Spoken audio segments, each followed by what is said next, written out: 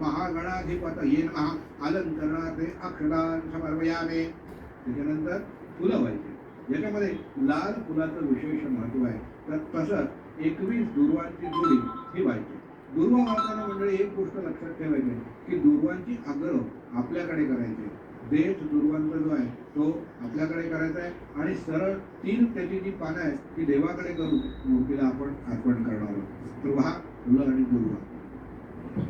ओम माल्यादीनि सुगंधेनि मालत्यादिनिवय प्रभो मया हृतानि पुष्पाणि पूजार्थं प्रतिगृह्यताम्. ओम भर्वस्वः महागणाधिपतये नमः. यथाशक्त्या ऋतुकालोद्भव नानाविध पुष्पाणि समर्पयामि. तथा च यथाशक्त्या रक्तपुष्पाणि समर्पयामि. तथा च यथाशक्त्या 21 दूर्वांकुराणि समर्पयामि. त्यानंतर गणपतीला उदबत्ती ओवाळायची आहे आणि एक निरांजन लावून ठेवायचे. देवद्रू मनसद्भूतः काला गुरु समन्वित आघ्रेयतां मया धूप देवोयं प्रतिगृह्यताम्. ओम भर्वस्वः महागणाधिपतये नमः. स्थापित धूपं दीपं दर्शयामि. याच्यानंतर आता गुळ खोबऱ्याचा नैवेद्य दाखवायचा. नैवेद्य दाखवताना डाव्या हाताने पळीत पाणी घ्यायचं. उजव्या हातावर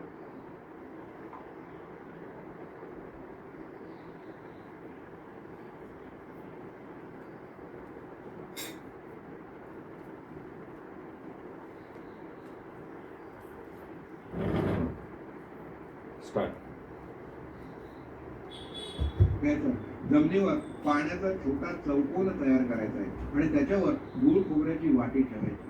त्या गुळ खोबऱ्याच्या वाटीभोवती उजव्या हातात पाणी घेऊन 2 वेळा फिरवायचं आहे आणि उजव्या हाताने आपण तो नैवेद्य देवाला भरवतोय अशी मनात भावना करायची.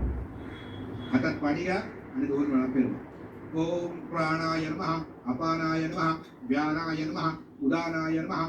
समानाय नमः. ब्रह्मणे नमः. डाव्या हातात पहिली पाणी घ्या आणि उजव्या हाताने एकदा ताम्हाणात सोडा. नैवेद्यमध्ये प्राशनार्थे जलम समर्पयामि. पुन्हा उजव्या हातात पाणी घ्या आणि 2 वेळा पुन्हा मगाच्या सारखा नैवेद्य दाखवा. पुन्हा प्राणाय नमः.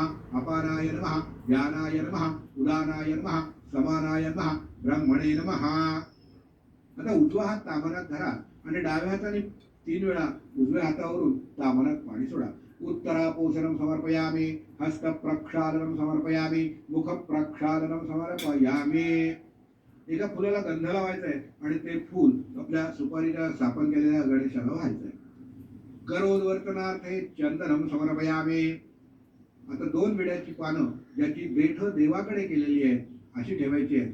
त्याच्यावर एक नाणं आणि सुपारी ठेवायची आहे. याला विडा सुपारी असं म्हणतात. बरेच लोकांच्या मनात असतं की विड्यावर किती रुपये ठेवायचे.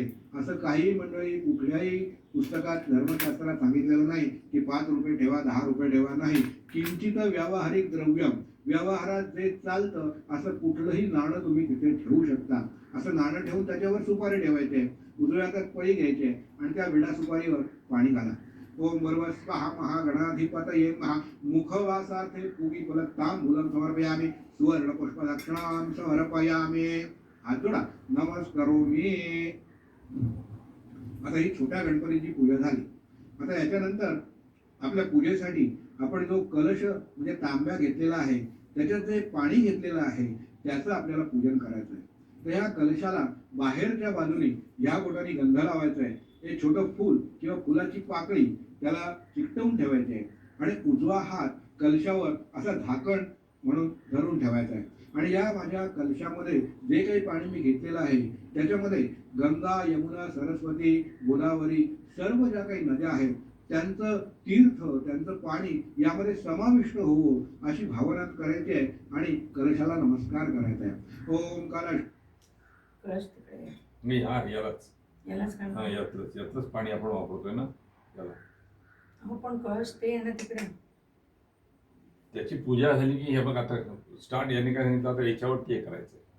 हा, स्टार्ट कर. मुखे विष्णू कंठे रुद्रसमाश्रितः मूले तत्र स्थितो ब्रह्मा मध्ये मातृगुणा स्मृता कोक्षौ तु सागराः सर्वे सप्तद्वीपा वसुन्धरा ऋग्वेदो यजुर्वेदः सामवेदो अथर्वणः अंगैः श्रुता सर्वे कलशं तु समाश्रितः अत्र गायत्री सावित्री शान्तिः पुष्टिः करितरः आयान्तु देवपूजार्थं दुर्गाक्षयकारकः गंगे च यमुने चैव गोदावरी सरस्वती नर्मदे सिन्धु उदावेरी जलेस्मिन् सन्निधिं कुरु ओम वर्वस्वः कलशदेवताभ्यो नमः सकल पूजार्थे गंधाक्षत पुष्पं समर्पयामि उजवा जो हात ठेवलेला आहे तो काढा आता गंधफूल घ्यायचंय आणि आपल्या उजव्या हाताला म्हणजे देवाच्या डाव्या बाजूला जो शंख ठेवलेला आहे त्या शंखाला व्हायचा आहे मंडळी एक लक्षात ठेवा शंखाला कधीही अक्षता व्हायला जात नाही शंखाची पूजा ही फक्त गंध आणि फुलं वाहून केली जाते आता शंखाला गंध फुल अर्पण करायचं आहे ओम शंखादौ चंद्रदैवत्यं कोक्षौ वरुणदेवता पृष्ठे प्रजा परिष्ठैव अग्रे गंगा सरस्वती त्वं पुरा सागरोत्पन्नो विष्णुधा विदृतः करे नमिता सर्वदेवानां पाञ्चजन्य नमोऽस्तुते पाञ्चजन्याय विद्महे पावमानाय धीमहि तन्नो शंखः प्रचोदयात् शंखदेवताभ्यो नमः सकलपूजार्थे गन्धपुष्पान् समर्पयामि आता तसंच गंध फूल आणि अक्षता हे आपल्या डाव्या हाताला म्हणजे देवाच्या उजव्या हाताला ठेवलेल्या घंटेला अर्पण करायचं ओम आगमार्थंतु देवानां गमनार्थंतु राक्षसां पूर्वे घंटा रवंतत्र देवता भानुलक्षणं घंटिकायै नमः सकल पूजार्थे गंधाक्षत पुष्पं समर्पयामि